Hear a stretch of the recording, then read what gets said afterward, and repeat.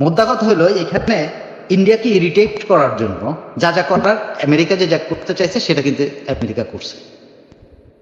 আবার ইউনূস সাহেব কিন্তু সুযোগ বুঝে আবার ইন্ডিয়াকে ইরিটেট করছে। তো আমার কাছে একটাই এখানে এই মিটিংটার পরে আপনি জানেন যে এই মিটিং এর পরে আপনার স্বীকার করেছে, উনি ওনার ফেসবুক পেজে আছে, তো সেই ওনার একটা ইন্টারভিউ আমি দেখেছি, যে ইন্টারভিউতে বলেছে, যে ইন্টারভিউ বলতে বলেছে যে এখানে কেন এরা সবাই আসছে।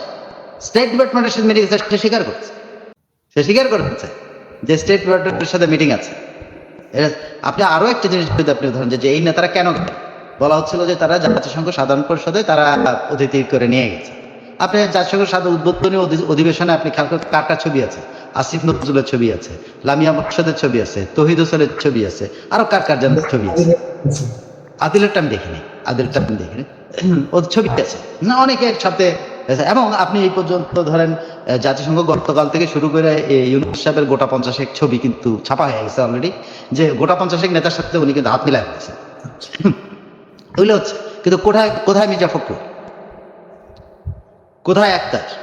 এবং আমি আরো একটা বলি যে জামাতের নায়েবে আমির তাহের কালকে ওই যে রিয়াকশন দিতে গিয়ে বা কথা বলতে গিয়েছে, কালকে হোটেলে গিয়ে পরে উনি কথা বলেছেন কি কি কাজ আছে। উনি ওরা 14 গ্রাম সমিতির সাথে মিটিং করবেন, আবার সর্বদলীয় বাঙালি কমিটির সাথে মিটিং করবেন। উনি একেবারে কি বলতে গেলে একদম ক্ষুদ্র থেকে একদম ঈশ্বর পর্যন্ত উনি যাবেন।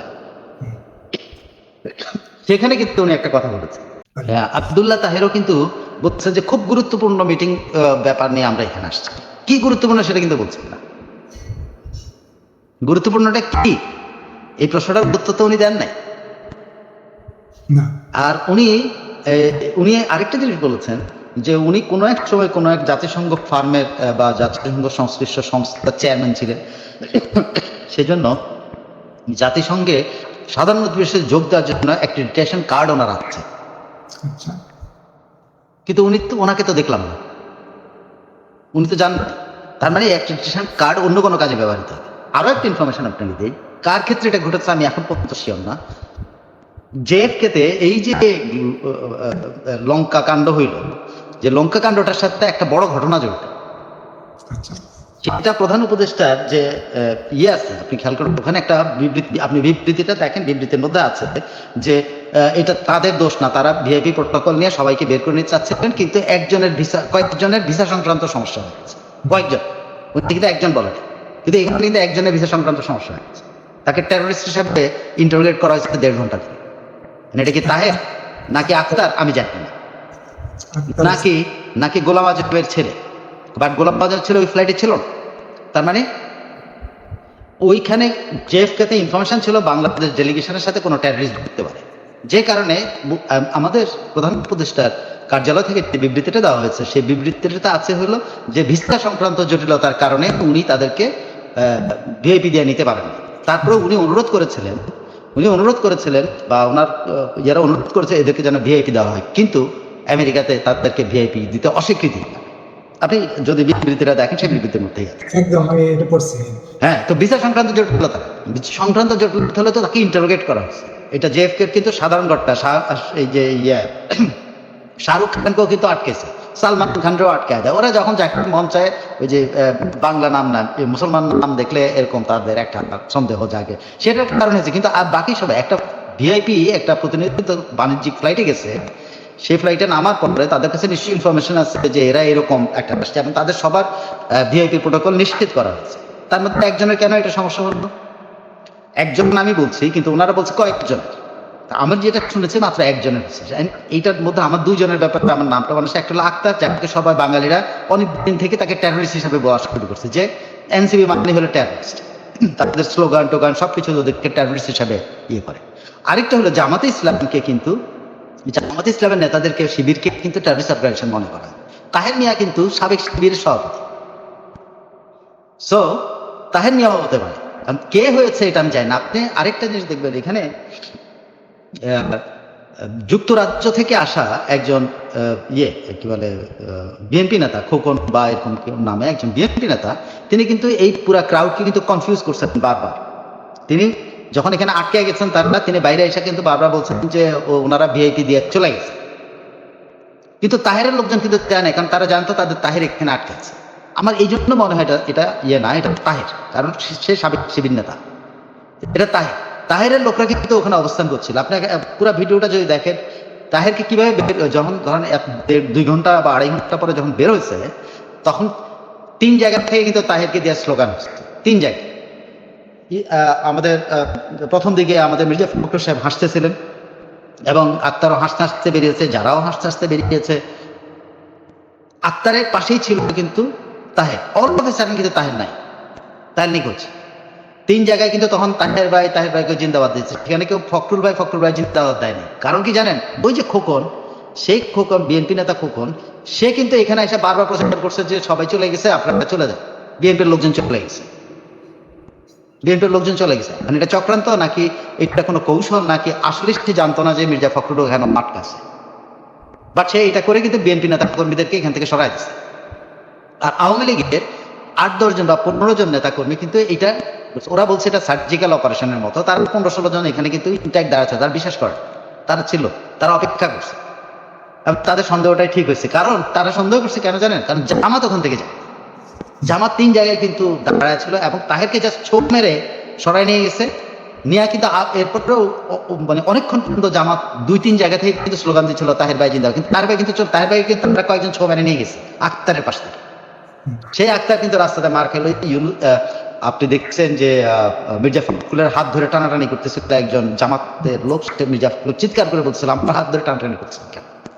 হ্যাঁ, মানে ওখানে মির্জা ফখরুল খুব বিব্রত যে তার দলের কেউ নেই, সবাই তাহের করে স্লোগান দিচ্ছে, সে তাদের বিরক্ত হচ্ছে সবাই। ওখানে তাহের ছাড়া কোনো স্লোগান ছিল, আর জয় বাংলা জয় বঙ্গবন্ধু করে 8-10 জন দিচ্ছে। জামাত কিন্তু প্ল্যান করে তার লোকটাকে বের করে নিয়ে গেছে। তবে একটা জিনিস আমি জানি না, সরকারের স্টেটমেন্ট থেকে এটা ক্লিয়ার না, বলছে বেশ কয়েকজনের ভিসা জটিলতা হওয়াতে এটা সমস্যা হচ্ছে, ভিসা জটিলতা হয়েছে, এটা হয় আক্তার নাইলে তাহের। একটা হলো আক্তার হলো এখনকার সময় আওয়ামী লীগ পুরা আমেরিকাতে আক্তারকে টেররিস্ট হিসাবে চিহ্নিত করছে, সেই টেররিস্টটা বাংলাদেশ দখল করছে, টেররিস্টের ইউনুস সাহেব টেররিস্টের নেতা হিসাবে চিহ্নিত করছে। আর তাহেরের পুরো পরিচয় হলো শিবির, যে শিবির সভাপতি ছিল। শিবির কিন্তু ধরেন বিভিন্ন দেশে কিন্তু নিষিদ্ধ সন্ত্রাসী সংগঠন, সেই হিসেবে তাহেরও আটকাবে না। কে আমি শিওর না, এটা হয়তো কয়দিন বাদে ক্লিয়ার হয়ে যাবে। তবে একটা কথা আপনাকে পরিষ্কার বলতে পারি যে বাংলাদেশ থেকে এরা গেছে বাংলাদেশ বিক্রি করার জন্য, বাংলাদেশের সার্বভৌমত্ব বিক্রি করার জন্য। এবং আরো একটা জিনিস আমি আপনার যদি ইয়ে করি, সেটা হলো আজকেই আমি আর একটু ডিটেল পেলাম, শিলখালিতে এই যে প্রজেক্টটা নেওয়া হয়েছিল, এটা কিন্তু জাতিসংঘের প্রপোজালে না, শিলখালি প্রজেক্টটা কিন্তু ইউএস প্রপোজাল। এই প্রথম আমি একটা জিনিস, এটা জাতিসংঘের প্রপোজালে বলছেন যে ইউএস এটাকে সম্মতি দিচ্ছে বা ইউএস করতে, তা না, ইউএস সরাসরি এই শিলখালি প্রজেক্টে প্রপোজ করেছে, এবং শিলখালি প্রজেক্ট নির্মাণের সাথে ইউএস জড়িত আছে। এবং এটা শিওর না শিলখালি প্রজেক্টে তাদের পার্মানেন্ট মানে সোলজারদের পার্মানেন্ট অবস্থান আছে, কিন্তু আমেরিকানদের পার্মানেন্ট অবস্থান ওখানে আছে।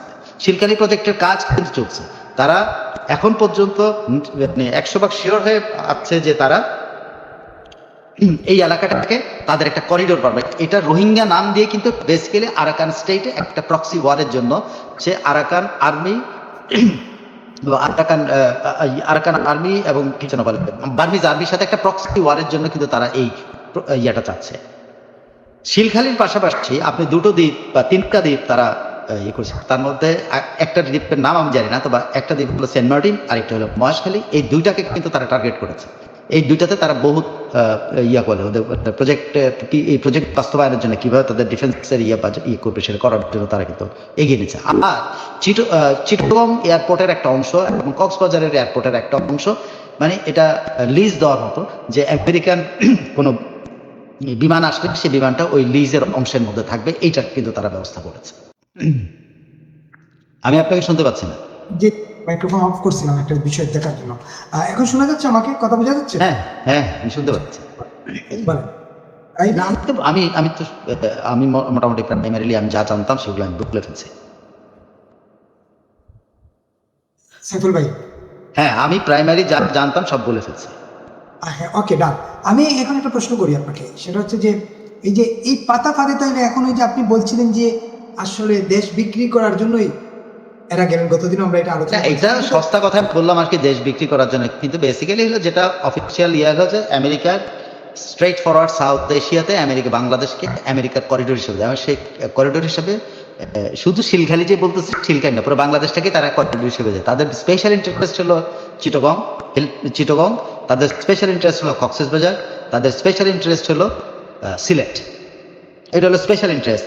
তাদের ফোর্থ ইন্টারেস্ট হলো পুরো চিটগং হিল ট্র্যাক্ট। কিন্তু তারা এখন চিটগং হিল ট্র্যাক্ট নিয়ে অত কথাবার্তা বলছে না, চিটগংটাকে এবং কক্সবাজার এবং সিলেটকে নিয়ে তারা এখন কাজ করতেছে।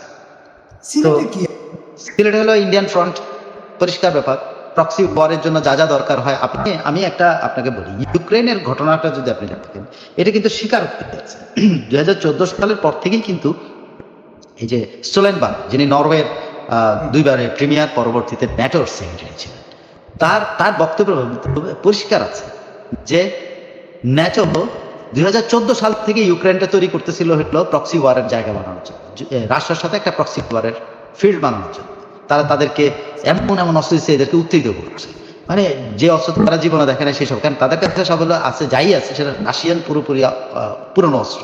সেই পুরনো অস্ত্রকে রিপ্লেস করেছে হলো ন্যাটোর অস্ত্র দিয়ে, এবং এদেরকে মানসিকভাবে এবং পুরো জাতিটার মধ্যে একটা, তো আপনি জানেন কালার রিভলিউশনের মাধ্যমে তারপরে মধ্যে পুরো জাতিটাকে অ্যান্টি রাশান করা হচ্ছে একটা দীর্ঘ 14 সাল থেকে কিন্তু এটা করা হচ্ছে। তো তার আগে তো ওই যে কালার রিভলিউশন, তো একটা পুরো সাইকোলজিক্যাল একটা ওয়ার চালানো হয়েছে ইউক্রেনের লোকজনের, এবং ইউক্রেনের লোকজনদেরকে বা ইউক্রেনের ইয়াংদেরকে রাশিয়া বিরোধী করা হচ্ছে। সেটা করে তারপরে কিন্তু প্রক্সি ওয়ারটাতে কিন্তু ইউক্রেনটা জড়িয়ে দিয়েছে। কিন্তু তারা এই ফিল্ডটাকে ইউজ করতেছে হলো তাদের পুরনো অস্ত্রশস্ত্রের ভান্ডার যেটা, এটা শেষ করার জন্য, যাতে তারা নতুন অস্ত্রশস্ত্র সম্বাদ ঢুকাইতে পারে, প্লাস এক্সপেরিমেন্ট। অদ্ভুত হয়ে যায়, আপনি যে রিসার্চ যে বলেন, Ukraine was used for US machine armoured ইকুইপমেন্টের একটা টেস্টিং গ্রাউন্ড। এইটা জানতে পারে রাশিয়াও কিন্তু তাদের পুরনো অস্ত্রশস্ত্র কিন্তু এখানে সবচেয়ে বেশি হয়। তারা কিন্তু তাদের লেটেস্ট প্রজন্মের অস্ত্র কিন্তু ব্যবহার করে না, সব পুরনো অস্ত্রশস্ত্র তারা ইউক্রেনের উপরে শেষ করছে। আপনি যদি ওইটার সাথে মিলান, আপনি, আমার কাছে মনে হচ্ছে যে বাংলাদেশ কোনো একটা প্রক্সি ওয়ারের ফিল্ড হয়ে যাচ্ছে। বাংলাদেশকেও কিন্তু তৈরি করা হচ্ছে একটা প্রক্সি ওয়ারের জন্য, যে আমেরিকান যেন ইকুইপমেন্ট দেওয়া শুরু করছে, যে ইকুইপমেন্ট দিয়েছিল এগুলো হলে আমেরিকায় চলে না, আমেরিকায় এইসব বোটফোর্ট চলে না। আমেরিকার বোটফোর্ট দেখলে আপনি আশ্চর্য হয়ে যাবেন সেটা কি জিনিস। আমেরিকা জাস্ট চিন্তা কর, বাংলাদেশে একটা আমেরিকার স্ট্যান্ডার্ডের একটা হেলিকপ্টারও তো নেই।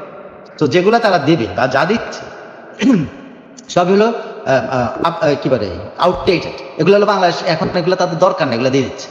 তো এখন সেগুলো দিয়ে তারা কি করবে, বাংলাদেশকে আস্তে আস্তে ইকুইপ করবে।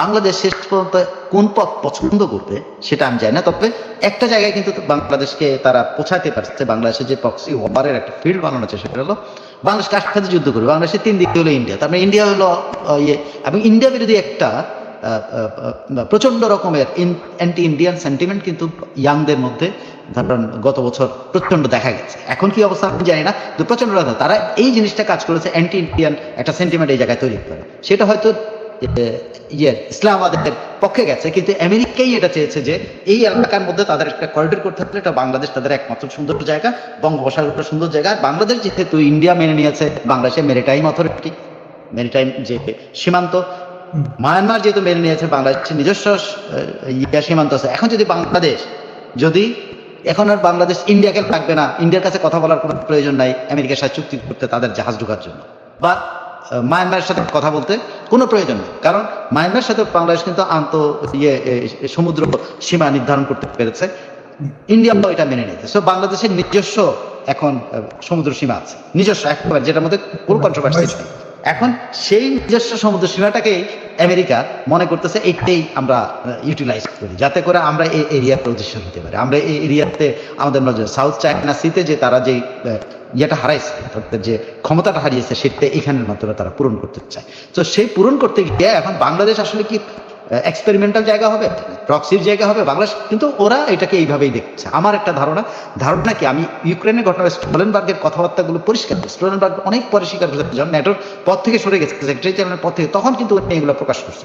তাই আমেরিকানরা সবকিছু কিন্তু পরবর্তীতে প্রকাশ করে, বা ন্যাটোও প্রকাশ করে, কিন্তু তারা একটা সময় নেই। কেন সময় নেই? তারা তাদের একটা নিজস্ব নিয়ম নীতি অনুসারে তাদের একটা নিষেধাজ্ঞা দিয়ে রাখে, তাদের কোনো ডকুমেন্ট করতে পারে, যখন প্রয়োজন তখন ডিক্লাসিফাই করবে।